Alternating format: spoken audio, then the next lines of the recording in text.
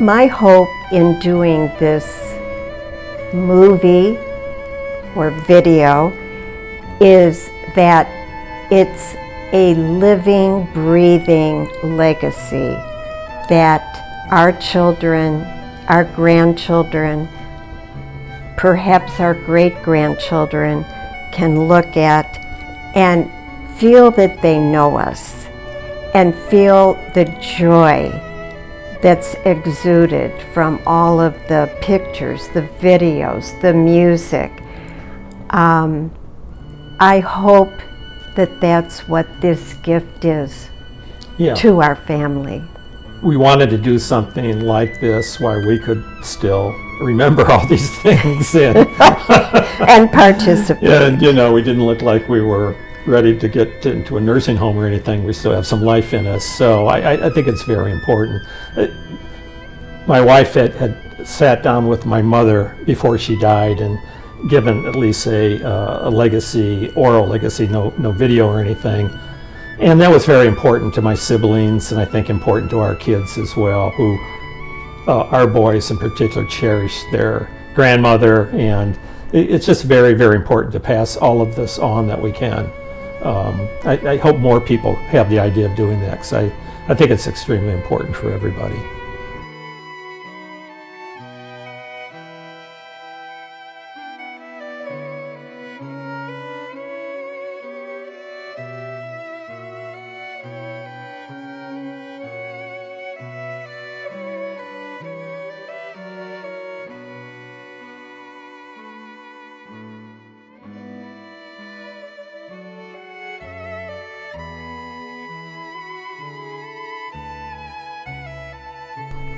We didn't meet as early. I first saw my wife in 1972. I was back from Vietnam for a year. My wife was a school teacher full-time and working at a bar at night, a singles bar, which I frequented with friends of mine back here. And I saw her, but certainly I didn't have enough guts to go up and actually talk with her. But I thought, boy, this is somebody I really would like to meet.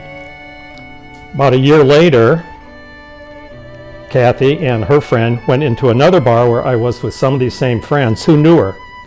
And so we were introduced at that point. This would have been 1973. And that was sort of the start of things.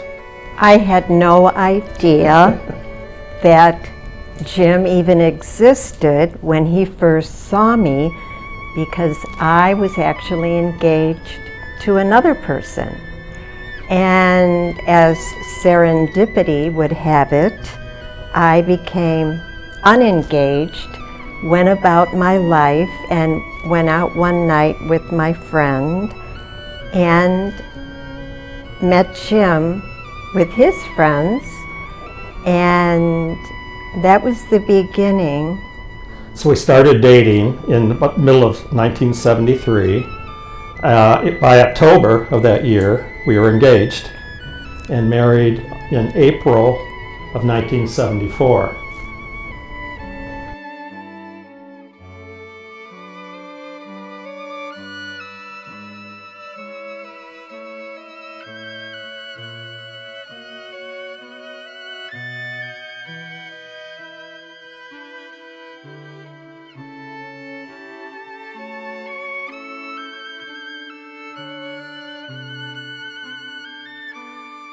We were married for almost exactly 4 years when we had our first son, Jimmy, who was born in April of 1978.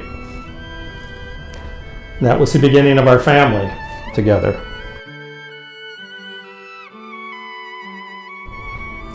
We were extremely delighted to have this little guy. Over the moon, actually. Such a beautiful little baby, such a great young guy. And 2 years later, almost to the very same day in April, we had Matthew.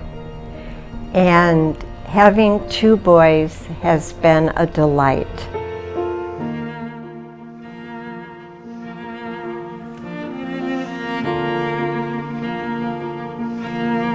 Clearly, when you have your first baby, probably more than when you have your second baby, life changes. Sleep declines, as we all know. New priority, new little voice in the house that takes priority over everything. And really, you get that new sense of responsibility that there's not just two adults here that we have to look out for each other, but everything revolves around these little guys. But that was great. It was actually fun, making sure that we did the best job possible to make sure they were always safe, they were always happy.